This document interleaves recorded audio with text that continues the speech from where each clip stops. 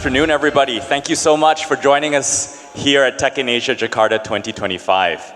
My name is Gavin, and I'm really excited to be moderating this panel with my esteemed panelists here today. And this topic about home is where the heart is for startup exits is very close to me, and I think for many of you in the audience, a critical question as well. I think the sentiment over the last couple days reflects a time of reflection as well for Southeast Asia in the private capital markets. It has been a slower period in the last 2 to 3 years compared to 2020, 2021, at least upstream in the venture capital and private equity ecosystem. But as we'll hear about today, there is increasing attention, focus, strategic efforts, resources, and pipeline being built for public listing activity, driven by the gentlemen here on stage and the efforts of them, their teams, and their esteemed exchanges. So without further ado, let me introduce, starting with the gentleman on my immediate right. So I'll take the opportunity to just share a little bit of their background, and then we will go to questions over the next 30 minutes, after which we'll have about 5 minutes for open questions from any of you guys, should you want to ask a question. We'll have a QR code come up. Okay, so let me start with Mr. Teo. So Kelvin here is the head of Global Issuer Services based in Hong Kong for the Hong Kong Exchanges and Clearing, Hong Kong Exchange. Kelvin leads issuer engagement across Asia, helping companies navigate one of the world's most important and international capital markets. He's got extensive experience bridging mainland China and global investors and offers a unique perspective on how Hong Kong is shaping the next era of cross-border capital formation. To his right is Mr. Koh. So Jin Ho is the head of capital markets and global sales and origination for the Singapore Exchange, the SGX. Jin Ho drives SGX's global listings and origination strategy, connecting companies and investors across Asia's most dynamic growth markets. He has an extensive career spanning government, investment banking, exchange leadership, and he brings sharp insight into how Singapore continues to reinvent itself as one of the region's trusted gateways for capital and innovation. And at the far end, we have Pak Nyoman Yetna, who is the Director of Listing at the Indonesia Stock Exchange, or IDX. Nyoman has been at the heart of Singapore's market transformation, steering IDX's listing strategy through one of Asia's fastest growing economies, and he has been at the IDX for over 15 years. He champions new pathways for startups, family enterprises, and regional champions to tap Indonesia's deepening domestic investor base. And finally, just briefly on myself, I'm a general partner at Altara Ventures, a $130 million fund. I'm based in Singapore, but we invest extensively across the region, including here in Indonesia, as well as Hong Kong and, of course, Singapore. So with that said, let me jump into the first round of 3 rounds of questions that I will put onto our panelists. And this is on the topic of building pipeline. So Southeast Asia's tech IPOs still lag relative to venture activity.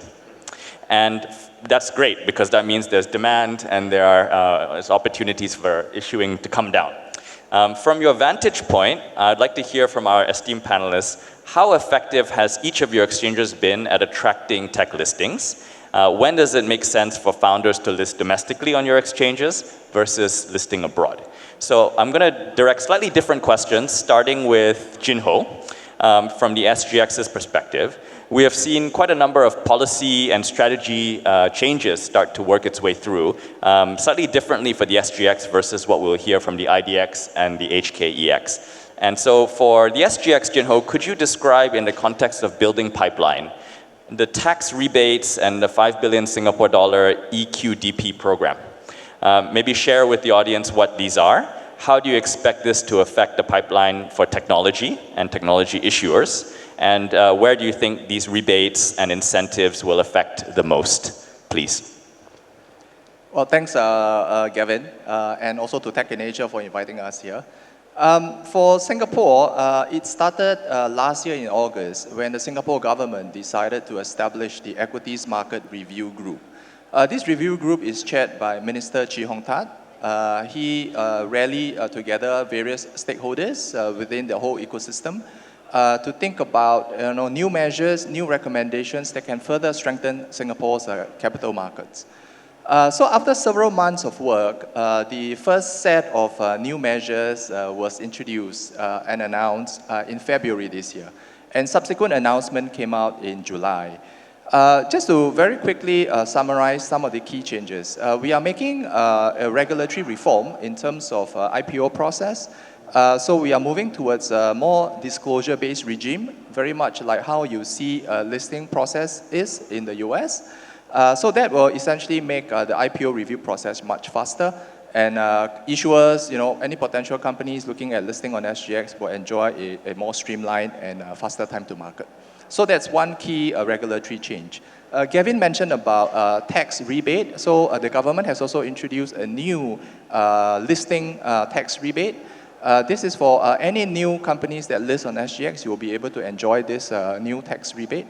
But do note that this is a tax-based incentive, right? So it only works and only benefit you if the company is profitable, right? And you have sizable operations in Singapore that pay Singapore corporate income tax, right? If you are not a profitable company yet, you can still list on SGX, by the way, if you are not profitable. It's just that if you are not profitable at this juncture, you will not be able to immediately tap into the benefits of the tax rebate. And I think what is most important is that the government introduced the EQDP program, Equities Market Development Program, in short as we call it, EQDP. This is a $5 billion signature program. It is $5 billion by MAS, our Monetary Authority of Singapore. They will allocate this to professional fund managers, and these fund managers will then have to manage the funds and allocate them significantly into the Singapore stock market, right? That will certainly help drive a lot of liquidity in the market. And already, with all these announcements, we are seeing strong momentum, right? So just in the last quarter, July to September, we have had 9 listings, including a couple of tech-related companies that came to the public market on SGX. In total, these 9 listings raised 2.2 billion Singapore dollars, right? So that's very sizable in terms of fundraise.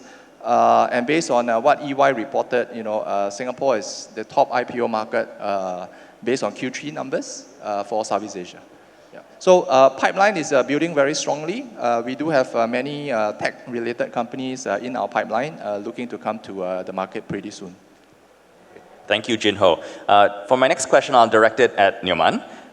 So Indonesia has been a relative bright spot for Southeast Asia issuers. Could you please share with us a little bit of the strategy for HKEX and the MVS program, and how this is perhaps affecting local investor appetite for founders to stay on the IDX, especially for pre-profit or not yet profitable cash-burning technology companies? Okay, thank you for having me. When we recall previous years ago, we launched what we call multiple voting share, or part of shareholder structure in Indonesia. It was designed in order to attract. The first one is about founder. How founder can preserve controlling and also the path of vision and mission going forward. This is really important because tech company, the brain is on the founder. So that's why longer the life of the company, of course, a lot of people will come and go, chip in, and then lesser portion of founder will be in the future. So that's why we equip with what we call multiple voting share. We give like a power for the founder in order maintaining their controlling. So we can preserve, going forward, the mission and vision can be executed. Of course, this one is part of attractiveness for the founder in one side. The other side, of course, the investor will increase their confidence because the company led by trusted person, which is the founder, and they trust about their leadership. So that's why multiple voting share, we expect that and we hope can be a track like two both side. The first one about the founder and the other side about investor. That's all. Great, thank you, Newman. And I would like to invite Kelvin to share his thoughts as well. So Kelvin, with Hong Kong's progressive listing environment and enhancements, some recent regulatory changes such as Chapter 18A for biotech, Chapter 18C for specialist technology, and the launch of the tech channel. How is the HKEX positioning itself for companies from Southeast Asia? And when you speak to founders thinking about a Hong Kong listing or a dual primary listing with other markets, what guidance do you give them? No, thank you very much, Gavin. And good afternoon, ladies and gentlemen.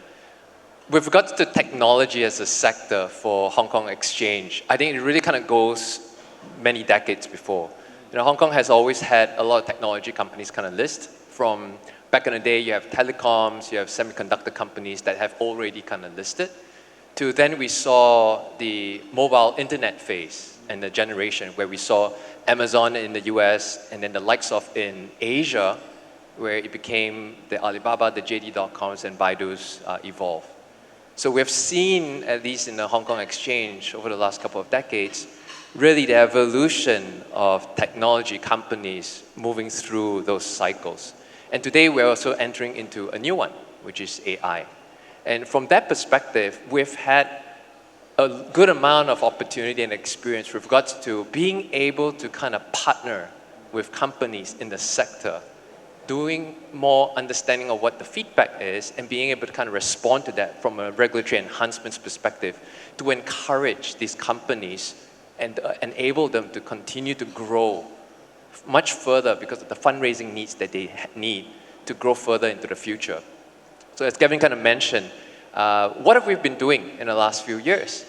One of the key things that we see from a startup perspective is these private markets in Asia deep enough to be able to support startups through the potentially long fundraising cycle that they would need?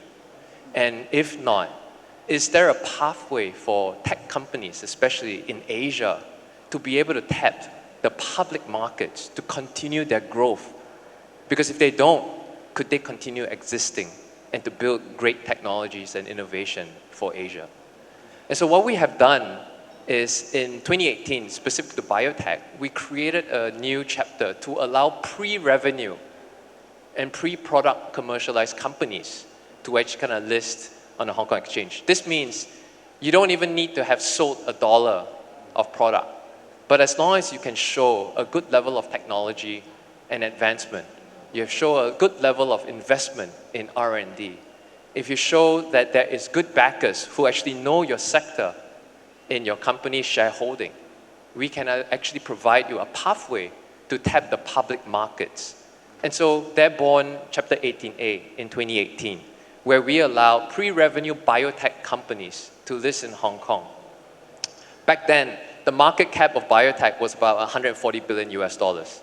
7 years now is twofold. It's about $450 billion US. And when I meant by twofold, it's the market cap has grown, but more importantly, the growth driven by the regulatory enhancements have seen the biotech chapter actually, companies that come from biotech take about 25% of the market cap of the entire healthcare sector. Now fast forward now to from 2018 to 2023, we did the same thing for tech companies. Meaning, again, for a tech company, you could be pre-revenue without having a product to sell. And you can choose to list in Hong Kong Exchange as long as you fulfill the requirements. So that's one. Two, totally agree with Park just now. As you fundraise from equity, dilution is always a key question. How do I, as a founder, keep my vision, my direction, so that I can keep pushing the company forward in the vision that I've had when I first started, and to evolve together with the partners in hand? And so we had an opportunity to evolve, and we had weighted voting rights to be part of this chapter as well. So today, if you are a specialist technology company in artificial intelligence, in robotics, and so on and so forth, if you feel that requirement under Chapter 18C, which is the chapter specific for such companies, you are automatically eligible for weighted voting rights, which means you can go up to one shareholding to be 10 voting rights. And so all these different enhancements came and born out of collaboration with the entire community, with the companies, with investors, with the regulators, and on. And so we've always dealt things from a partnership model. We believe it's a community that we can build together in Asia. And in the pipeline today, we have 300 companies that have filed the application to list in Hong Kong. About 45% of that comes from technology. AI, robotics, semiconductor chips. So we've had the opportunity to grow this technology market and evolve, and we hope to continue to evolve that regionally out here in Southeast Asia as well. Thank you, Kelvin. Great. So we've heard here about different strategic approaches, all very much tailored to the market dynamics in Southeast Asia, from building trust through MVS and voting control being held by founders in the IDX, and to some degree Hong Kong as well through Chapter 18C.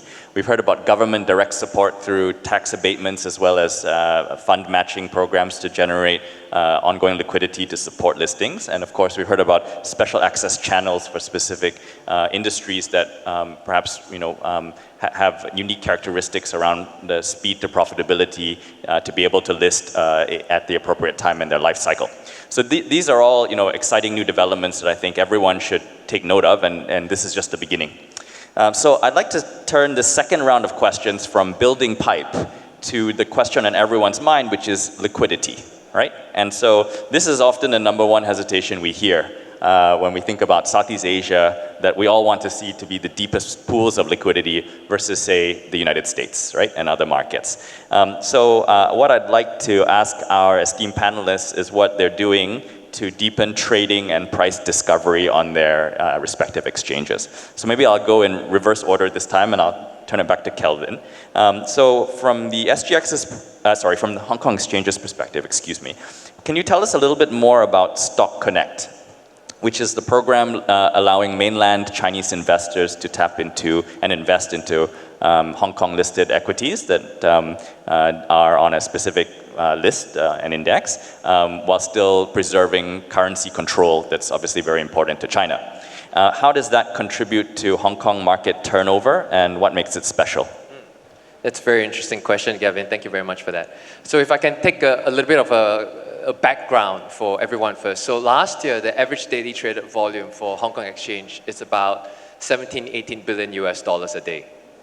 Today, we are up to almost 35 billion US dollars a day.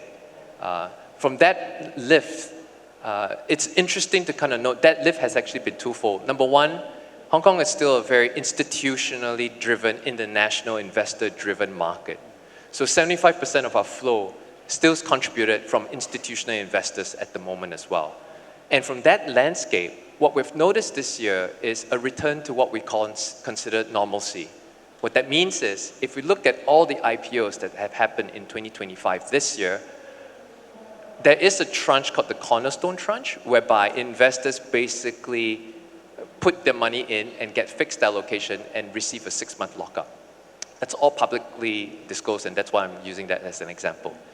From that landscape, we see more than half of those investors have actually been international investors, and it's been very geographically broad.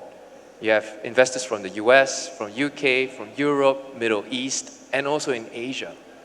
And so what we've seen, that liquidity pool coming through in doubling from last year's 17 to 35, a huge liquidity pool has actually been coming from being able to attract international investor pool. And like Gavin pointed out, there's no bigger pool of liquidity than international investor liquidity pool.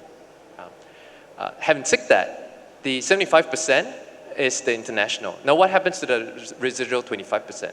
That 25% actually comes out from an interesting pool called the Stock Connect. So today, what we're able to see is Stock Connect was a program that was born in 2014.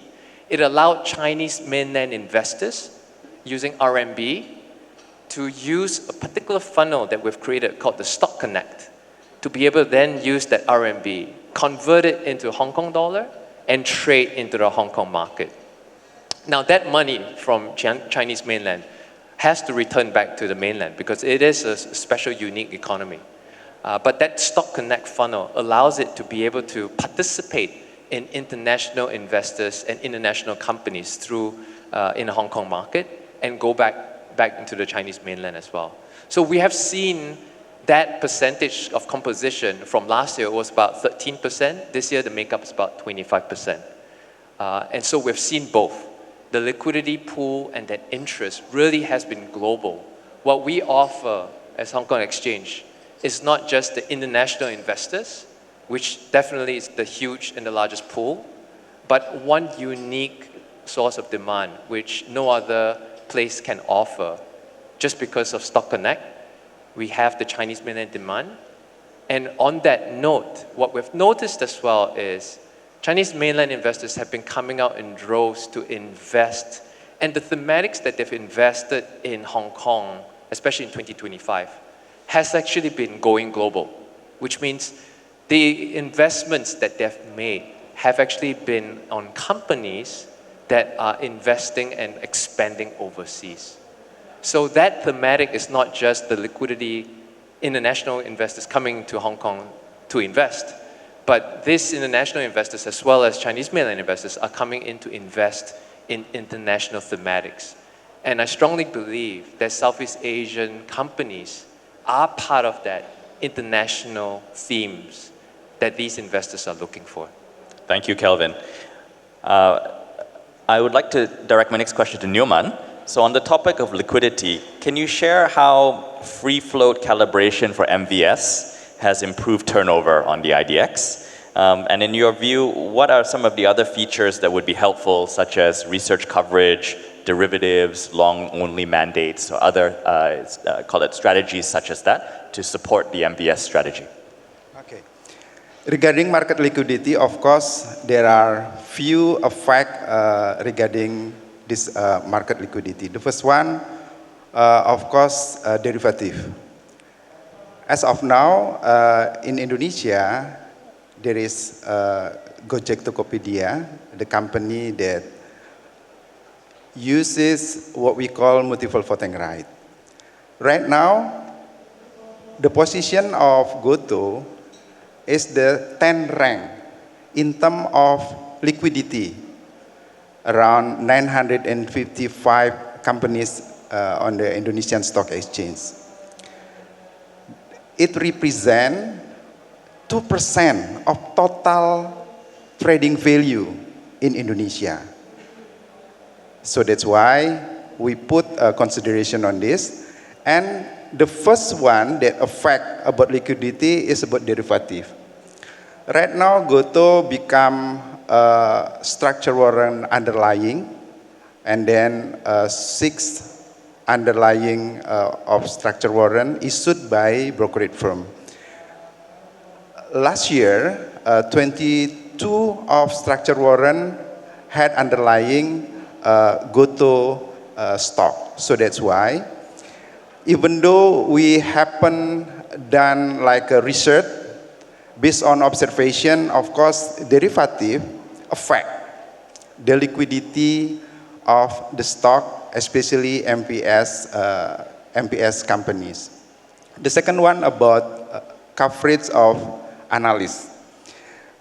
Ladies and gentlemen, we acknowledge that the information is really important. So that's why when analysts research issue the report, it will give access more and wider to the investor in order to enrich their information before making investment decision. And the third, of course, about the institutional investor perspective. This is really important. We need anchor investor. Anchor investors doesn't mean directly influence about the liquidity, but the anchor investor will affect the stability and confidence level. And of course, it will influence indirectly regarding confidence to boost liquidity. I think that's all. Thank you. Thank you, Newman.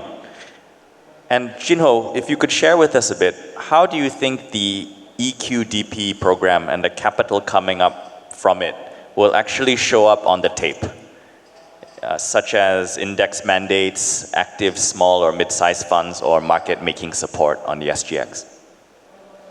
I mentioned earlier about 9 IPOs that we had in the last quarter. Perhaps to drill down into more specific examples for all of you. Because I think many of you who are seated here, you are either tech founders or you are investors, right? And you will want to know specific examples of tech companies that can come to market. So I just give you 3 examples, and these are 3 very different examples, but they all successfully listed on SGX with strong support from investors. So the first example is a company called Meta Optics. They are in 2D meta lenses, right? So this is a revolutionary technology that they have. They work in close partnership with our Agency for Science and Technology and Research. So that's where the technology comes from. They are in the midst of commercializing this. When they came to SGX for a listing on our Catalyst board, the company had only modest revenue. They are pre-profit, but they managed to successfully list on SGX. And today, just roughly about a month after their listing, their market cap has more than doubled, right? So that's one good example. The other example is a company called Infotech Systems. This is a HR management software company. When they came for listing, their market cap was only $225 million, right? They are a profitable company, and they managed to list successfully with strong cornerstone investors coming in. The IPO was multiple times oversubscribed. Then the other company that I wanted to share is this company called F-Point, right? They are a much larger company. This is a software as a service company, software SaaS business. They are originally listed in NASDAQ, right? The company market cap is roughly about $4 billion. They decided to do a secondary listing on SGX. And on their SGX listing, they raised $300 million, right, including over allotment. So that's total of $300 million.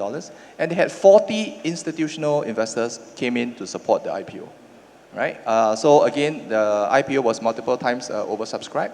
And the investors come from global funds, regional funds, as well as local funds, right? So actually, you see a lot of strong momentum to support tech company listings on SGX. And with the EQDP, there will be a lot more focus on this, right? The EQDP program, $5 billion, as I mentioned earlier, comes from MAS. But this is only the seed money provided by MAS. The fund managers that have been selected by MAS, they are required to crowd in third-party commercial capital, which means there will be a multiplier effect to this $5 billion. So in total, it will definitely be more than $5 billion, right? That's one. Number two, there is a lot of focus now on what we call small and mid-cap companies. So outside of our top 30 STI index counters, right? Small and mid-cap companies today enjoy a lot more attention on our market. And many of you here would probably be in that category of companies, small and mid-cap. And I think here on SGX, you will be able to receive a lot more investor interest, a lot more investor visibility, right? Because you will be a fairly sizable company when you come to market, and this is the focus for a lot of our investors today. Thank you, Jinho. I think that we got some great insights here about building liquidity through various strategies and very intentional features to help generate trading volume for exciting new listings. For our third round of questions, I would like to turn our discussion to the local versus global question mark when it comes to founders in the room making a decision as to where to list. So when a Southeast Asia startup weighs a local listing versus a global market, there are pros and cons, benefits, as well as costs. So maybe I'll start again by reversing the order and going back to Jinho. From the SGX perspective, let's talk a little bit about the 20% tax rebate. And you mentioned, and congratulations on F-Point, a 300 million sort of secondary listing for a company, a mature business. So maybe we can use that as a real life example. For another company, not necessarily F-Point, how will the 20% tax rebate tangibly reduce the cost of capital for issuers? And could you directionally quantify this for a $300 million IPO? Perhaps I also wanted to broaden this question to also share with you what other support you can get if you do choose to list on SGX. Number one, other than the EQDP and all the regulatory reforms that I talked about earlier, we do have a GEMS listing grant, right? GEMS stands for Grant for Equity Market Singapore. We offer a listing grant.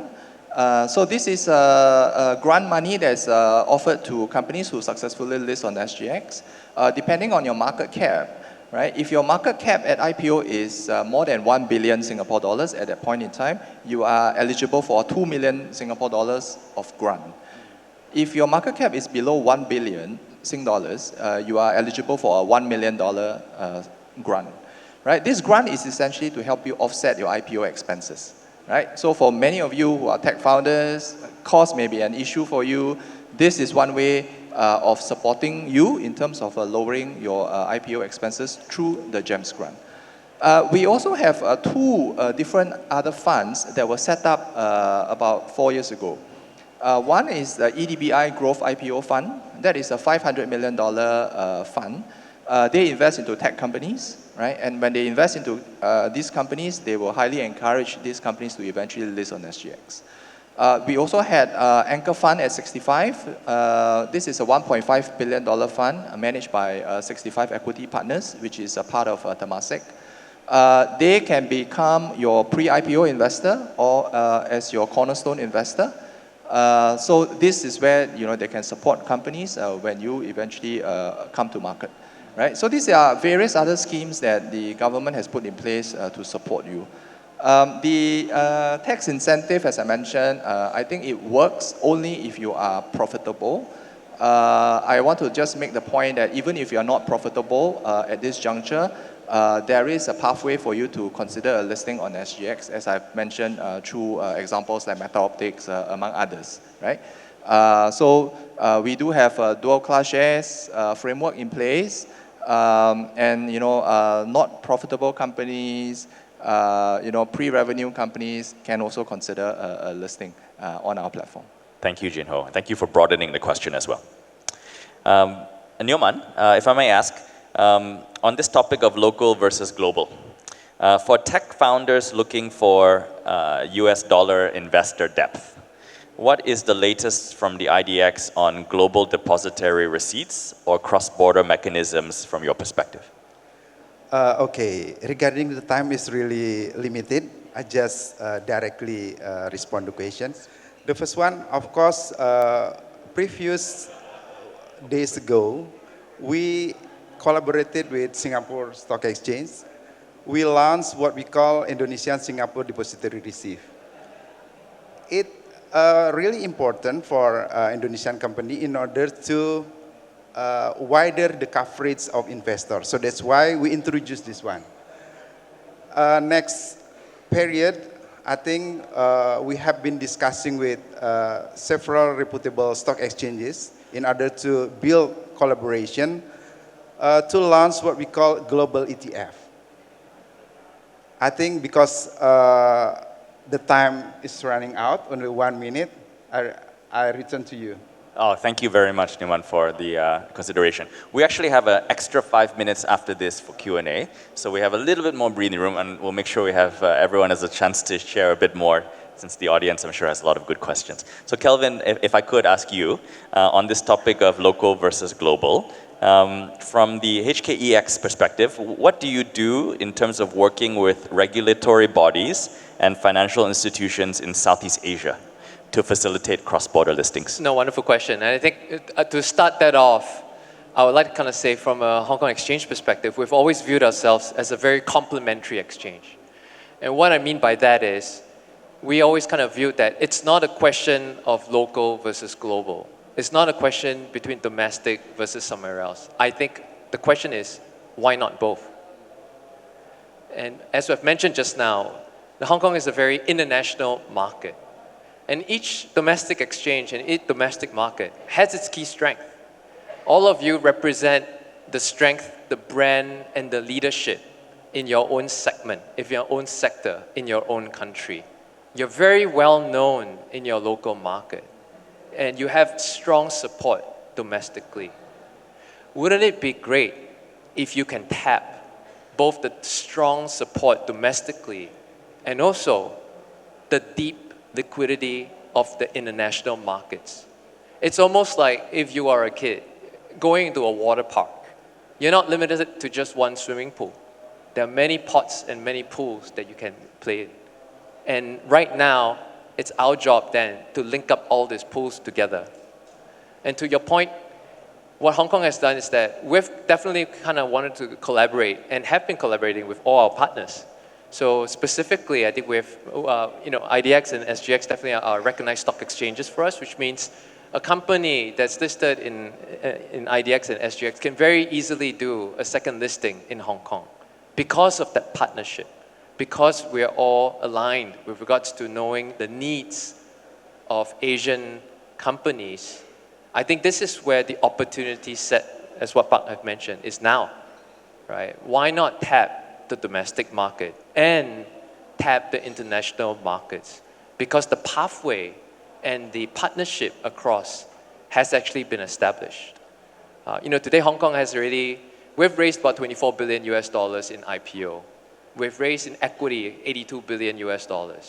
It's a huge liquidity pool that can be shared, that can be provided to all Asian companies. So if the question on your mind right now, and I hope that is what do I do next? Do reach out at us, and speak to us. And I think there is a pathway forward to actually kind of encourage Asian companies to enjoy that liquidity across. Thank you, Kelvin. We have time for maybe 1 to 2 questions, and I appreciate everyone using the QR codes and putting some questions up there. What I might do is invite whoever's managing it to just scroll down. I'll probably pick 1 or 2 beyond the first page if you can see the next 3. Yep, got that. Keep going. Great, I see. So maybe I'll borrow the last question and direct it towards Newman, and thank you again for making some time for us to have this question. So from the audience, we have a question as follows, which is, to date, there have been relatively few dual listings in Indonesia, but there's potential demand for sure. What will you do in terms of attracting more of this and regulating it here in Indonesia? Okay.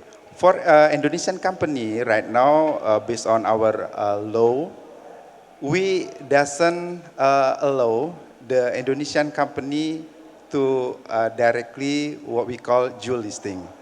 What we can do in order to tap the investors overseas, we are right now promoting a collaboration, as I informed you previously, with reputable stock exchanges in order to tap using Indonesian, Singapore depository receipt linkage, and then we also have been approaching for launch what we call ETF Global.